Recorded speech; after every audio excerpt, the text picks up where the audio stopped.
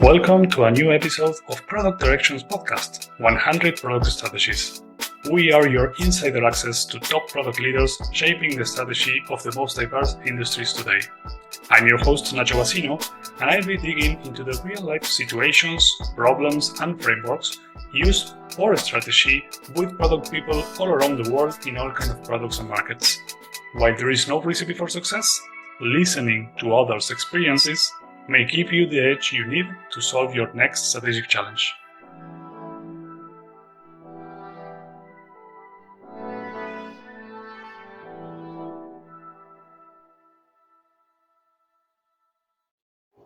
Hello, today I'm with Nils Janse, who is founder at Delibr, which is a PM tool. So I'm very glad to very understand the domain we will discuss today. But also he's author of a book called Epic Alignment, which we'll can cover as well. So Nils, welcome to the show. Thank you very much, Nacho. Super happy to be on the show. Great. All right, so maybe to get started, can you give us a bit more words about your background, what you have been doing lately, and what is Delibr? Because I just give a very brief introduction. Yeah. Okay. Cool. So I'm Nils. My background was in engineering, and then I did management consulting for a bunch of years, and then started off Delibr. And actually, we did it not the way that it's supposed to be. Then we started out with a bunch of engineers that started developing, and then we pivoted ourselves into what's product market fit. So that was an interesting challenge of doing it and then learning how it should have been done. So that's right. So what Delibr is now, it's a tool for product managers that help them get clarity and flow across their process.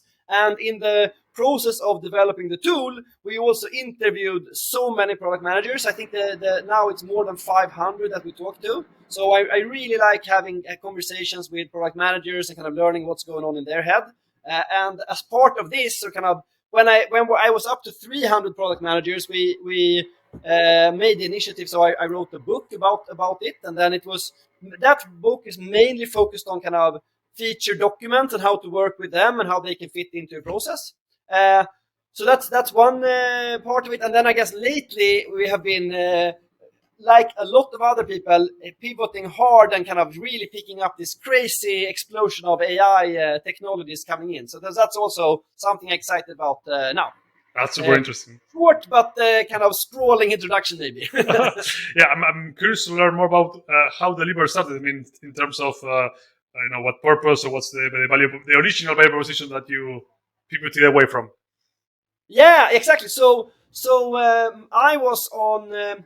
So when I was a strategy consultant at McKinsey, I often found that the situation was that we were sitting in a meeting, and then different executives would come in with different perspectives, and then in the end, I or some other consultant would say, okay, so basically we're trying to answer this question, and these are the different alternatives we're talking about, and it seems like this alternative A has these pros and cons, and B has these ones, and C, and so it seems like we should actually go ahead with C.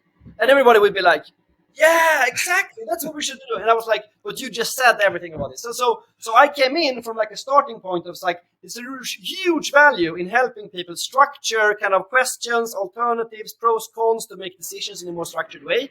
But then I also had this other angle to it. So I'm super passionate about democracy, and I've been to kind of the top and the bottom countries on the Economist Democracy Index, and really dug dive, and I'm passionate about it, and I've been disturbed by the lack of structured argumentation in the political side. It seems like everybody just pushes the kind of party line, and they don't listen, and they don't meet each other and try to argue back and forth at all. And I don't think, maybe the politicians won't, but I think the journalists or people around them could kind of hold them accountable and structure it a little bit more, but that doesn't happen either. So I was having these kind of things, and then initially I went out and did like a first prototype for the political kind of sphere and tried it out, but that was a complete failure because they are not at all interested. Maybe I could have pursued the journalists a little bit more, but then I took a step back and shifted to the business side. So that was the second side, which was like business decisions. And there we actually had some success, with like structured decision making, but we didn't pass the toothbrush test. So the Google has this toothbrush test that it has to be a feature that you use all the time.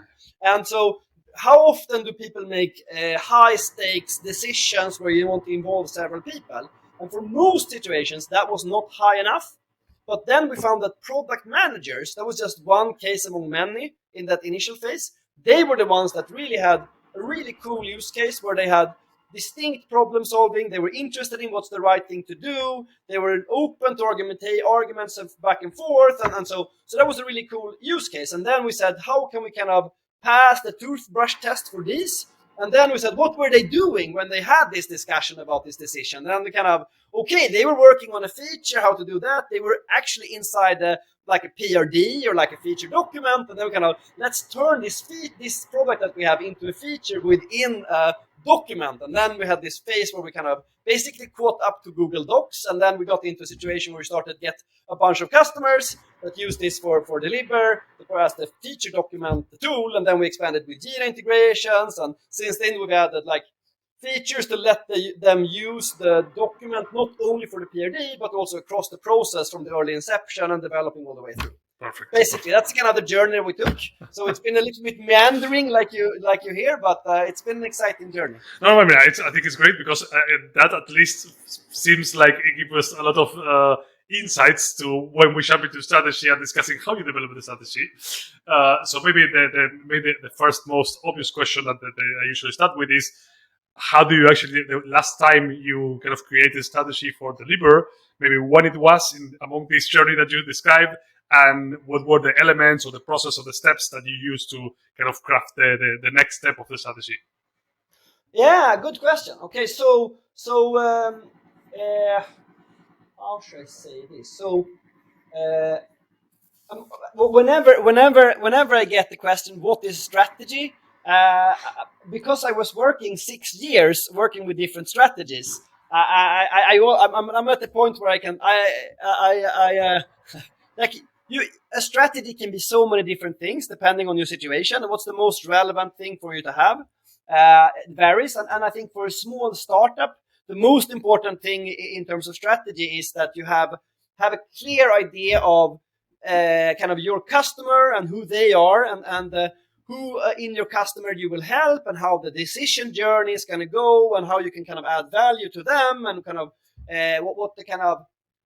what pain that you're alleviating, and those things. And if you have those aspects nailed, so you have your ideal customer profile, and you have like how you're going to bring value to them, and you hammer on to that, then I think you're really good in really good direction. But then of course there's also kind of other adjacent stuff, like what does the market look like, what are adjacent markets, and kind of how could you grow beyond that, and kind of also like more internal facing, like what part of our product is going to help us achieve this, what's the gap, and what do we need to pursue to be able to bring the value proposition to where it has to be so we can attract people, and all of that stuff. But I think the core of our strategy, I would say, is that the ideal customer profile. So we're helping product managers that typically actually in SaaS companies, and even more specifically, often it's B2B SaaS, but not always. And it's when they, from the point when they have added their kind of second product manager, or the first formal product manager beyond the founder. So when they're kind of starting to formalize the product function, because that's when they start to hit the complexities of trying to structure things, and it goes haywire. So that kind of, when it's a single founder, I'm doing it based on intuition, and then it's not, then we won't be able to help as much. But as soon as you start to kind of formalize it, and then kind of up to the point where it becomes where two things happen. One thing that happens is that you get a really strict IT and compliance department. I mean, we had some approvals with some customers. We got through that, but I don't like it, and if it goes too much to that, and then there's also another thing that happens when you really grow in scale, and that's that you start to shift. So a friend of mine is a CPO with 120 PMs, and he spends like 80-90% of his time on dependencies. And it's just like enormous kind of untangling of dependencies rather than figuring out what are we going to do. It's kind of, okay, we want to do this, but how does that relate to everything? And so when that starts to become the lion part of what they do, then we're also kind of phasing out a bit. So somewhere around like 2 PMs to, I don't know, 15, 20 PMs, that's where we kind of focus in. That's kind of, yeah. Yeah, no, I love how you frame it, because you are saying at the end of the day, strategy is very simple, because it's, hey, I know I really lock down this customer segment. I know what value I can add to them. But you also said between the lines that there is so much beneath that to get to that point. So yes. Maybe I'm curious to kind of dig a bit on those nuggets of insights that led you to select this. And for example, you mentioned if it is such a huge company, then even the approvals or whatever is not working for us. So maybe taking it from the other angle, when I assume that when you were making this transition to PMs and interviewing 400 PMs or so, you were nailing this definition of the right customer, the right problem, and the value you were adding. So maybe which sort of process / tools or these interviews were always the same, or you pivoted the script, or I don't know, anything you can tell us about how that went? Yeah, exactly. So I think there have been.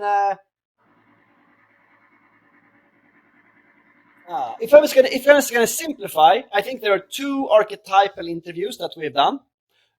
One interview is where we kind of start very kind of clean sheet, and I go in and I say, tell me about your setup, tell me about your 3 biggest problems, and then and kind of unravel each of those and try to understand what's behind them and so forth. That's one really interesting way, and then you kind of hone in on the kind of the things that matter to them. And another way to do it, I think, is when you go much more pointedly and you tell me about your setup, and they try to. It's almost like a mix of a sales call and a user interview, where you have more of a strong hypothesis and try to say, okay, so in this area, maybe focusing in on a like a job to be done, like when you're trying to figure out how to build a feature, like what problems are you having then, and then you try to kind of make them agree with an idea of how the world works and therefore what they need help with, and that's more of a pressure testing, and then you will start to learn like, how am I thinking about this wrong. So I think it's like either it's kind of open-ended or it's kind of hypothesis-driven, and I like to switch a little bit back and forth between the 2. Perfect. Yeah, got it. Then let's say I'm trying to figure out how you come up with the information or the learning that helps you decide this is the value or this is the direction I want to move the lever towards. So I know you're coming from a pivot, but maybe what were those patterns, even in the interviews or in the market, because I know that there are a bunch of PM tools out there, so we can discuss that as well. But what were the sort of insights, or how was the process to say, okay, yes, this is where we're going to focus on? Yeah, no, I think that's fine. I think there are I can do the kind of two big things. The first thing we did was when we were focused in on the feature documents, and that's when we said, like, would this be interesting to you? And then they said yes, if this and this is true. And then we started to kind of chase up like what we need to do. And so and I think what the mistake we did then was we already had people in the interviews that were kind of, we worked with user interviews, which I think is fantastic as a tool, and then we managed to get up to kind of 30% of people that we talked to become customers. So that was super high, but the problem was that these people were already recruited, and then we had the problem that when we did marketing messages around this, it was not the top problem. So wasting a lot of time on feature documents, it's really a pain for people, and when you get a chance to discuss it with them, it's easy to convince people that this is painful. But when they say marketing messages, it's not that easily convertible. And when you ask people what's your top problem, I spend a lot of time updating information between Jira and the feature document. It's not something that people typically say. So that was kind of the one thing that we kind of, that's kind of how we first got into it, and then also why we said, okay, wait a minute, we just take a step back and say, what is it that is the top problem? How can we help people? And then we figured out that it's people basically, I like to think about this as, if you think about the PM process, you can think about it as upstream and downstream. And upstream and downstream of the decision to work with a feature. Uh-huh.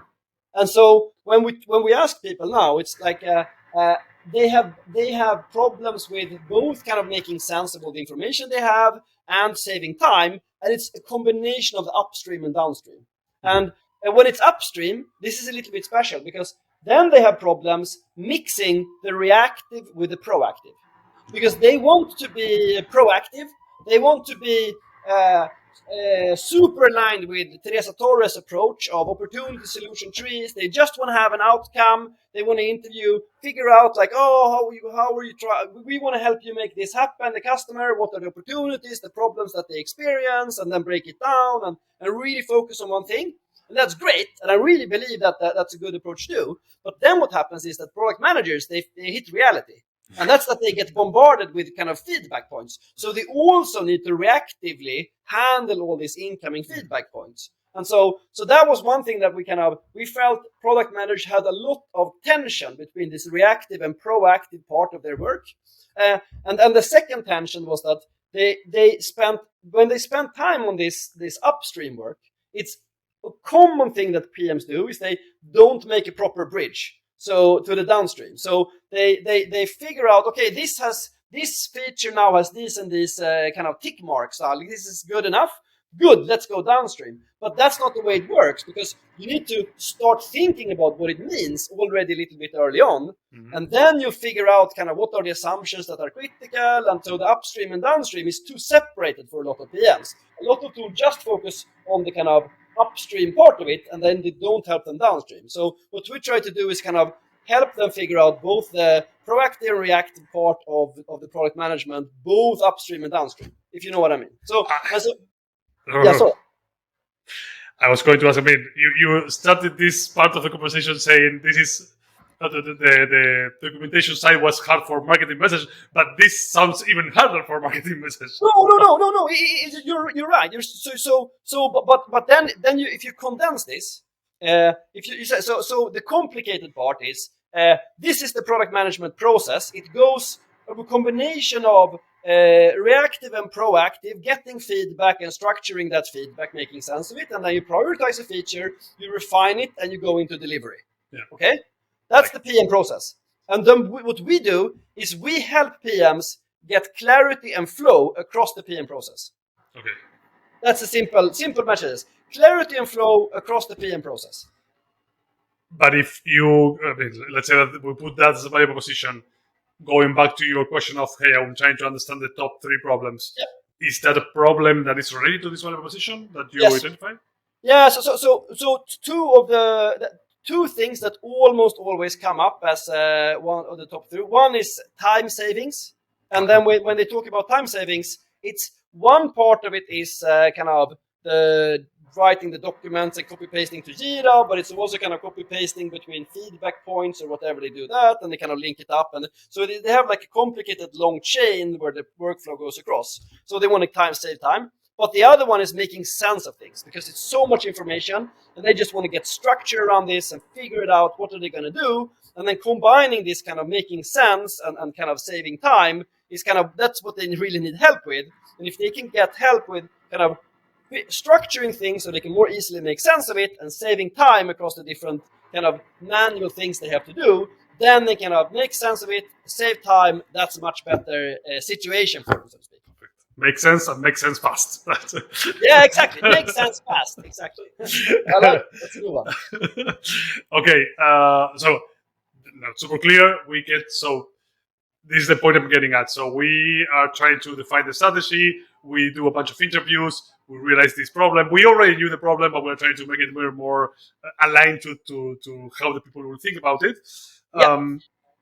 So what does this problem means in terms of the product? So what type of, I will call it strategic drivers, for the word, but what do you need to focus on in the product to kind of get to this very position? Yep. Yeah. So what the first thing we need to do was we needed to establish the components so that when we go into a demo situation, when we have a value proposition, we say, look, we have these parts, and combining these, this is what you need to do, right? And we make people say, yeah, exactly, that's what I want to do. And then then the next thing is we actually have it. So when they come to the demo, we go, look, you have this and this, and it fits together. And they go, yeah, that's great. And then they see the AI, and they're like, I'm blown away. This is fantastic. So that's kind of just establishing the pieces, making them kind of establishing the pieces, and making sure we have them. And then the next thing that comes up is kind of that we figure out, because now we have the flow, then figuring out exactly where are the kind of user flow pain points. So to smooth out the edges and make that flow smoother and smoother and smoother for people. So is there a tool that you use to put that together? So I'm trying to think about, hey, we are thinking about this problem. Are you visualizing this in some sort of journey or something like that? Yeah, absolutely. So so this is where the inception meta things comes in. So in Delibr, one thing that we believe a lot in, and this is also based on my background at McKinsey. McKinsey are obsessed with a framework called MISI, which stands for Mutually Exclusive and Collectively Exhaustive. And the idea is that you can take concept and group them, and so that they are non-overlapping, and then basically means you're building trees, like conceptual trees of breaking things apart. And that's something we have baked into the Delibr product. So you can make trees where you structure things and decompose them to make sense of things. And so, and I think there are mainly, I think there are 3 different types of trees that are helpful to people to use. And in this case, I think it's the tree that starts with either a role or a job. And so in this case, we have like the role at the top of this tree is the PM. And then you have a bunch of different jobs, which is basically capture feedback in different ways, structure the feedback, prioritize and plan what you're going to do next, refine the things that you want to do, and then go into delivery for the things that you've refined ahead. That's the kind of, those are the different jobs. And for each of those, you then break down, like, okay, here's a job. What are the small steps within this job? And then for each step of each job, what are the problems that you're facing? And then as we continue to build our understanding, we build this tree and we add more and more nuance and details about the pain points. And that, in the end, this creates like we have a super detailed understanding of what is it that product managers do across this process, what are the problems, and then we can say like, what can we then do to improve our product to make this smoother? That's kind of this is one tree I think is super helpful to have, and I think all product managers should have that as one kind of frame of mind, like structuring either the job or the set of jobs that they help their users with, and then decomposing that into steps and problems, and then fill up with solutions below. Love If it makes sense. Yeah, absolutely. I mean, it's just I kept thinking because we have an episode a few episodes ago, Alessandro Pintaudi from A Minutes, that he was basically saying almost the same thing. He is saying, I love opportunities and trees, but this is not fitting to what we are doing. So we are coming to opportunities, but from the shops to them perspective, saying, okay, this is what the users are trying to do. Yeah, exactly. I think jobs to that's the jobs to be done. Then you start with kind of the customer. I think opportunity solution trees, we also have them. For example, when it comes to improving the onboarding. Yeah. Because then it's a different. Then you have a different frame of mind. Then, like the outcome that we're going for, then is like increased conversion from somebody who's super excited after the demo to somebody that got truly activated in our app. Yeah. And then we go, okay, what are the steps they go through on that customer journey, which is different from the PM process? And then what are the problems they're facing? Oh, they didn't find this button, they didn't figure out this, and then you have an opportunity solution, which is fantastic. But these two trees, I think, are complementary. And when we're talking about trees, I want to throw in the third one that I think is also quite good, which is because both the job tree, or what you call it, and the opportunity solution tree, they are proactive. They're based on you being like very thoughtful about this is what we want to accomplish, and now we need to be interviewing people and figuring things out. But then there's also the reactive version, where you just say, this is my product, these are the components of the product, if you break it down, and then there are different solutions that we could add to make them better. And you can go like, if I get feedback, I can just say, okay, this is feedback about this part of the product. This is feedback about that part of the product. Yeah. So you can be safe that you know that you have a couple of ways to structure incoming feedback, and then you can always pick it up and you can take it further on. I see what you mean. So basically, instead of coming from the shops, coming directly from the products, and then the areas of the product will be kind of, you will have feedback or have some improvement. Yeah, exactly. And I think that's a way to resolve the tension, because people who want to have like a structured approach and want to work with either a job or they want to work with a or a clear concrete outcome, they get kind of flustered when they get like feedback about some part of their product that they doesn't match to any of these two trees. But it's still not. I mean, customers are complaining about this. So you need to handle it. So that's why you need like different angles to kind of keep all the perspectives at hand. And I mean, just a quick note, what I find super interesting is that sometimes we get so focused on the particular framework that we don't realize that it's a completely different thing. So how do I put this in my opportunity tree? Exactly. Doesn't need to fit. And the answer is you don't, because it doesn't add up to the outcome you're working towards. Like. Exactly. Yeah, super fun. All right. Oh my God. How do we pick this back to strategy? So we are saying we have all these insights. We know the web position we want to create. We are looking at this shops map. So maybe I have two questions. Yep. And the two are quite complex. I'm not sure if I should throw that. I will throw the two together and then you see how we tangle it. But okay. On one hand, we have so we know strategy is about focus. So we're assuming that you have this big PM process and many opportunities out there. So how do you select? How do you say, hey, I will focus on these ones? And the second one, maybe because it's related, I will throw it in, is how do you differentiate? Because you mentioned, for example, something with kind of trying to catch up with Google Docs, but also there are tons of PM tools out there. There is Jira. So how do you kind of think about differentiating and picking the things to focus on? Yeah, exactly. So I think basically the way that we differentiate is, or no, the way we differentiate is that we come with well, I actually think we have three differentiators. One is that we work across the process in this way. The other one is that we are completely focused on product managers. And the third one, which is a little bit, how should I say, multiplicatory of the previous two. And it is that we are bringing the latest AI innovation into how you can work with product management.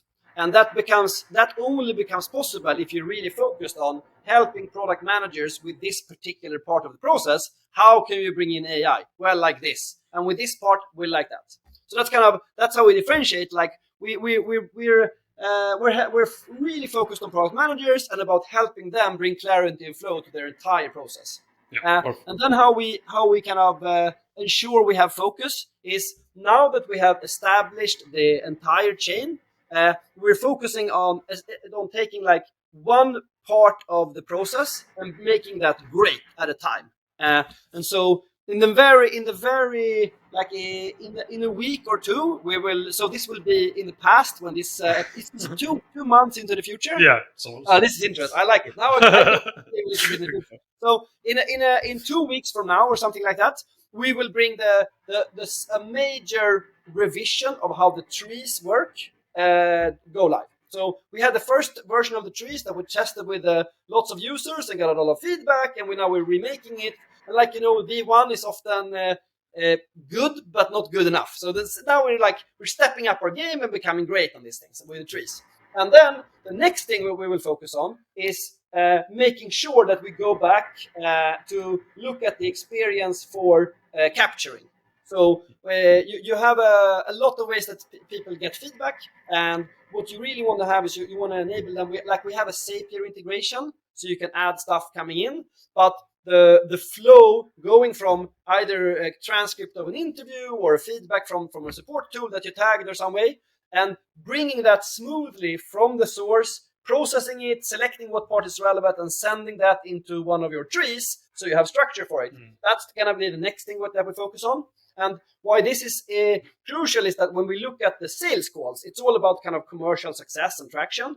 When we look at our sales calls, now the thing that we see like that will enable us the most is to be able to tell a convincing story in demos about the way to structure. And then the next thing that comes like a Swedish saying is like a letter on the post. It's like a given thing that's going to happen. Is as soon as we have that, we know that people are going to say, yeah, exactly. But how do I put this in here? And then that's what we need to make that flow smoother.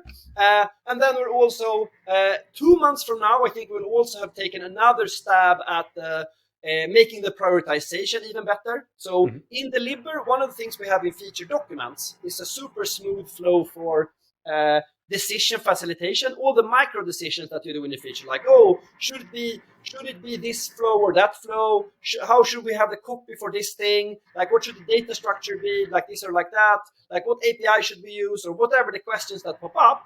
It's a hassle for PMs to keep all of those things either implicit in the text, or so in Delibr you can ask explicit questions and then keep track of that. Where you can also go in and do pros and cons and rating and get everybody involved. And so what we really believe is that when it comes to prioritization, people are a little bit too fixed on the formal frameworks. What's really needed is, sure, it's great that you have a little bit of rise or impact effort or however framework you want to do. But what you then need to do is you need to look at that, take a bunch of candidate features, look at all the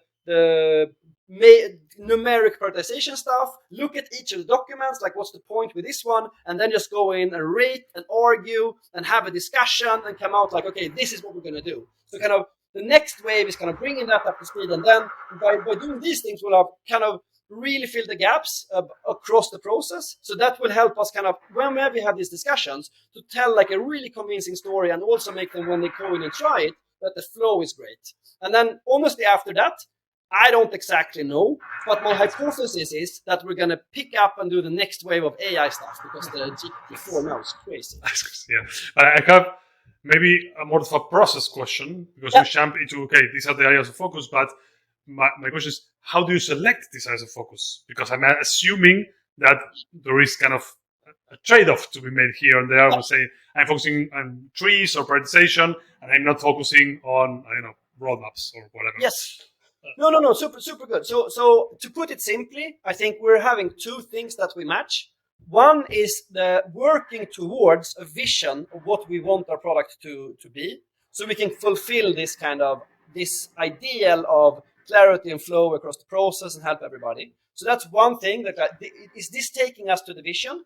And the other one is near-term sales conversion. Like, if we look at the process now, what's the challenge? Like, what are either what are prospects saying, or what are current customers talking about a lot, and then we kind of match those two, kind of near-term sales and then vision. And then basically we have a saying is that when we look at a vision and what we could be doing towards that, we're happy to change the order of the pieces to drive us towards the vision, but we're very unhappy to bring something in from the side that doesn't fit to the vision. So then we have a clear idea where we're going to go, and then we basically order them based on how much their near-term sales impact will be. Very interesting. Okay, so it's the ones that match near-term and long-term are the one that. Yeah, exactly. Makes sense. I mean, of course, this is an oversimplification, but roughly that's how it Going back to, as any framework, I assume it will be a filter, but then the discussion needs to happen. So that's good. Okay, so we discuss how to get insights. We discuss a lot about how to select the focus areas. If you have to say around how do you do goal setting for this strategy, is this, openly asking, do you have any sort of, let's say, longer term goal, or is mostly focused on quarterly OKRs, or how do you do it? Up until recently, we were super focused on this launch that we did end of January, where we brought the new value proposition to market. And so then, before then, the goal was really deliver on this launch. Yeah. And after that, we basically look at the funnel and we say, where do we believe that we can have the most impact in the near term? And so right now, we're having, when we look at the funnel, we say like inflow of demos is, we barely cope. Demo excitement, super high. And then conversion from excitement to actually turning into customer is okay. Okay, let's go in then and work on the UX for how we convert, and that's why the story I told you before is like, let's work on the UX side of that, and then that means we don't have to do things that add new features. We don't have to work so much with that, but it's more about making the things that we already have smooth. But if you go back to before the launch, the value proposition without the end-to-end was less appealing, and so then we had to add like a stronger value proposition to make people excited to come in, and then we do it like that. So I think that's kind of if you think about like an oversimplification is you have two types of efforts. One is to make marketing and sales happy. And that's when you kind of add the little bit at risk of being in the feature factory. But I think people who are afraid of the feature factory, they need to also have a balance between what do you need to go into marketing and then sales and have somebody come out and say, yeah, I want this. Because unless you're there, you probably need to work a little bit on the value proposition and also filling that up with potentially new stuff. Yeah. But then as soon as that's there and you have like a core to work with, I think it's the right way to shift over and say, let's not bring so much new features or added value propositions, but work with the ones we have and increase the UX and flow for those ones. So I think that's kind of one way of looking at that. I have two questions. The first one is for this big launch in January. That sounds like an output-driven kind of deadline. Do you still have kind of for example, kind of flooding our demo pipeline as sort of kind of the outcome you're expecting to achieve from this January launch? Sorry, could you repeat that? Yeah, basically, I assume that you were kind of all teams running to this deadline to relaunch in January with this new value proposition. But behind the launch, that I understand that you need to coordinate a launch, so you need to kind of everyone work on that. Exactly. Do you have an objective in mind saying, hey, with this launch, we are aiming for so and so? Yes, exactly. So then the goal was to radically increase inflow of leads, basically. And the second question, because I got interested in what you said about kind of risking being a feature factory.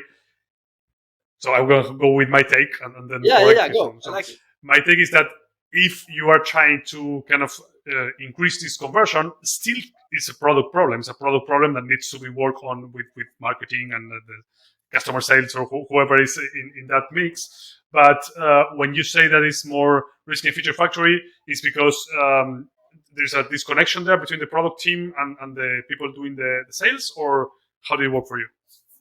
Yeah, that's a good question. So, I mean,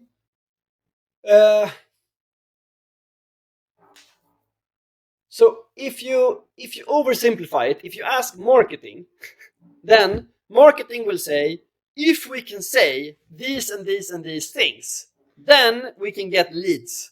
Yes. And sales will say, if we can show them that we have this and this and this, then people will be excited coming out of the demo, right? Yes.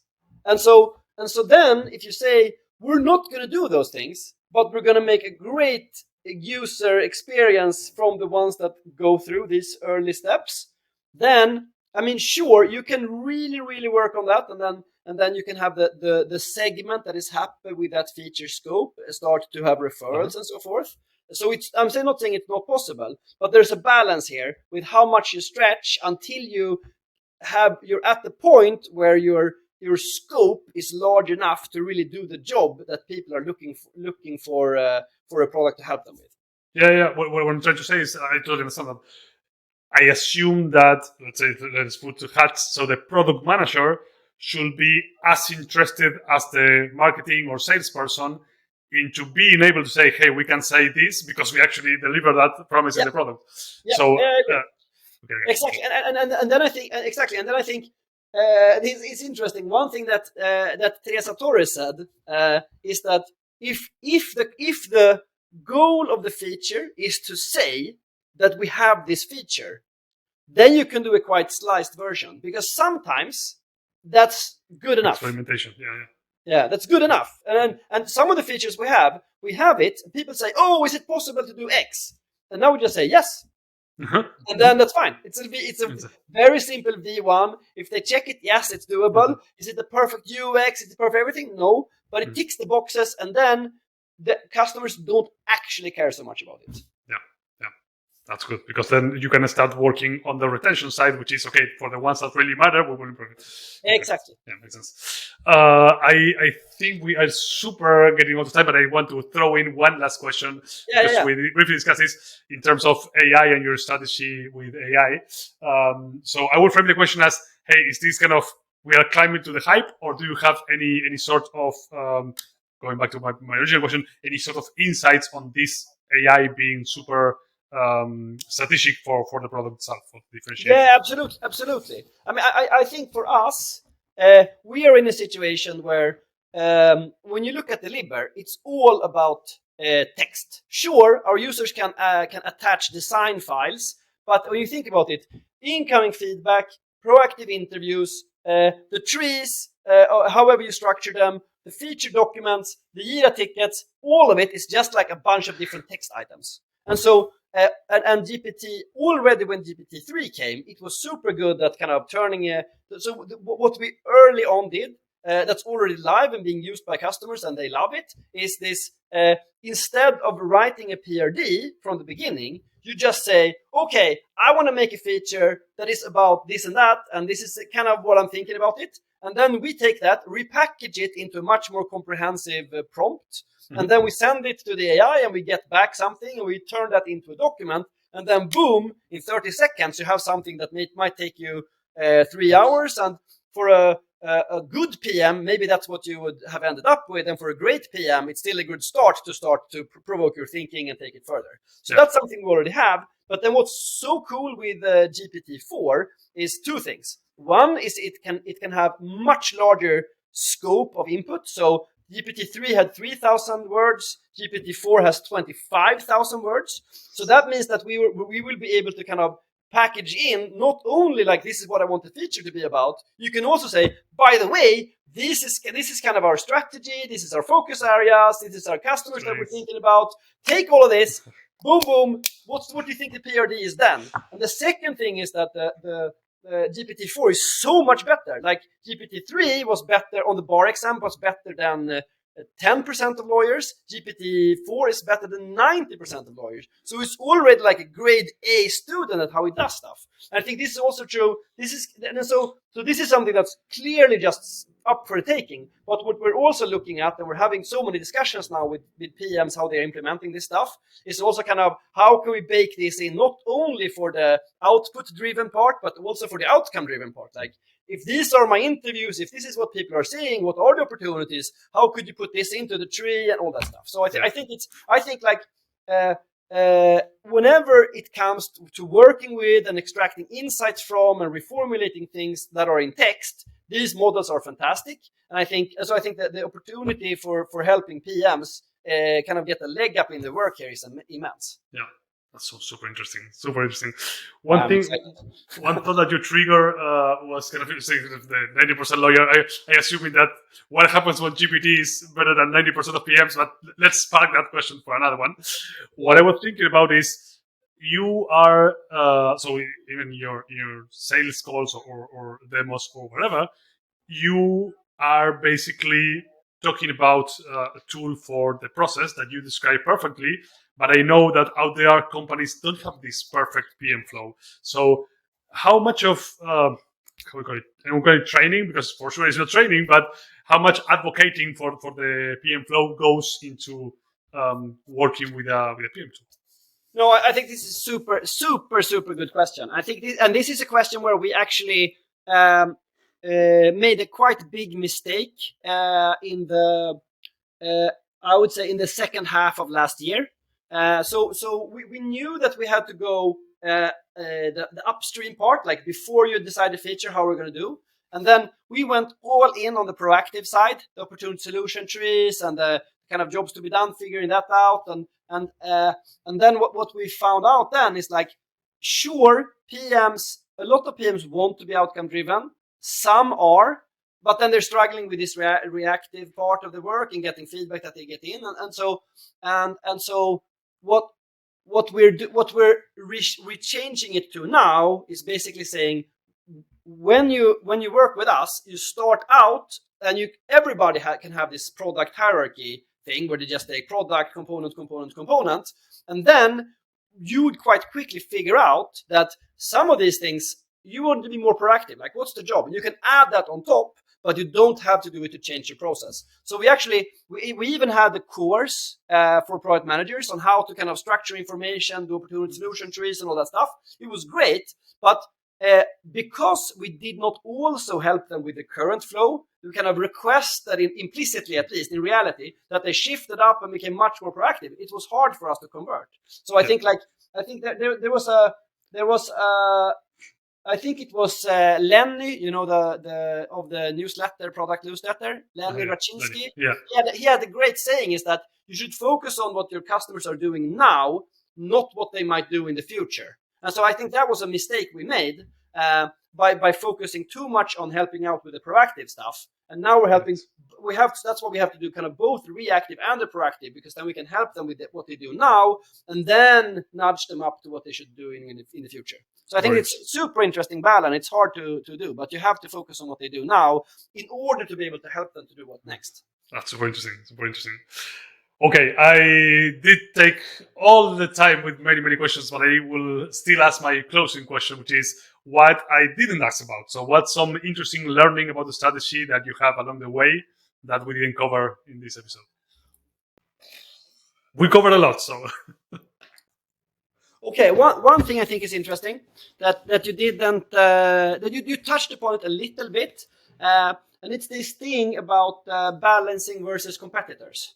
And so I think when we go about what we do, I think we always face these challenges where we go, okay, but these competitors do all of these things well, and we do and this competitor does all of these things really well, and so then we have to kind of balance and say, but what is that we are bringing to the table? How are we stronger and better than the competition? And for some things we have to tick the box, and for some things we have to be amazing. And so I think having this kind of scorecard where you compare yourself with competitors, and do it so that you're fine with not living up to everything they do in some areas, but completely overdo and kind of kill it in some areas, I think is good. I guess you could think about it a little bit like the Kano model. Yeah, totally. But I think that's something that we have really gotten to the point now where we're extremely comfortable with doing some things good enough and then being much better in some areas, and in the totality then that makes us able to deliver so much more value across the flow, so to speak.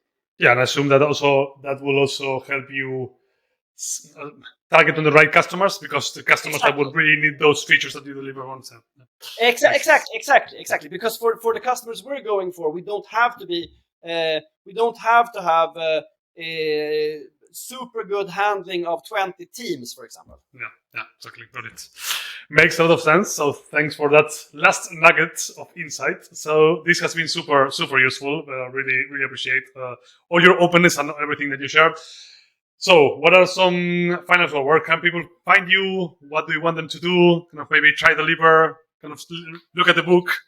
Yeah, exactly. No, so people can find me on LinkedIn, I think is the forum where I'm most active. And of course, happy to check my book out, check Delibr out, reach out to us, and we'll set you up with showing what we do and help you get started. I think if there's one thing that I think people out there should start to think about, that the two most common mistakes that I hear about is if you think about these three things, kind of upstream, proactive, upstream, reactive, and downstream. I think people tend to lean too much on one of the three legs and think about it a little bit more like a three-legged stool. And like some PMs are super much into handling all the feedback and then just refining that stuff. And then they lose sight of being proactive and thinking about what they should do. Some PMs are all in on being really proactive and maybe they have a situation where they're clean sheet and that can work. Then you don't have to care about the reactive so much. But most PMs actually need to have a balance between the two. And then another thing that I often hear is, and this is especially when you have the kind of PM-PO split, but also sometimes else, when you have PMs that think like, my job is to figure out what is the feature that we're going to build. And then they go like, okay, but what happens then? Yeah, then they figure out how to do it. But figuring out how to do it and what's going to happen with it is so important, because the nitty gritty in that is what's going to determine how big it's going to be. And so maybe there's like a version of it, if you investigate a little bit, that makes it a tenth of the size, and you could do that. And then it becomes super important if it's relevant, and so forth. So I think like having a little bit of all these three and finding the kind of setup where you can be efficient enough to handle all of those parts, I think is super critical. And then shaping the kind of scope of each team so the PMs can handle all of these different parts. That I think is one thing. I think the most common mistake I hear is kind of missing out on that part. Interesting. I didn't thought about this three-legged stool. I think it's a good framework to think about it.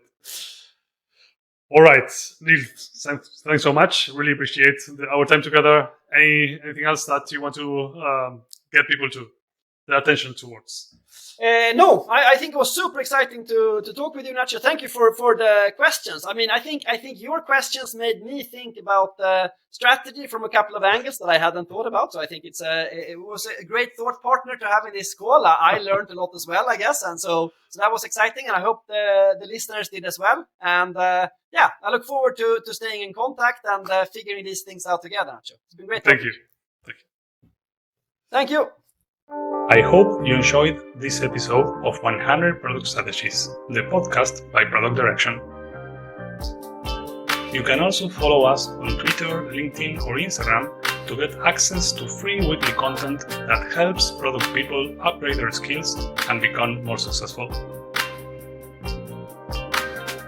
You can access more material, promotional trainings, and be notified of every episode of the show with product directions weekly newsletter. Join thousands of product leaders by registering in productdirection.co.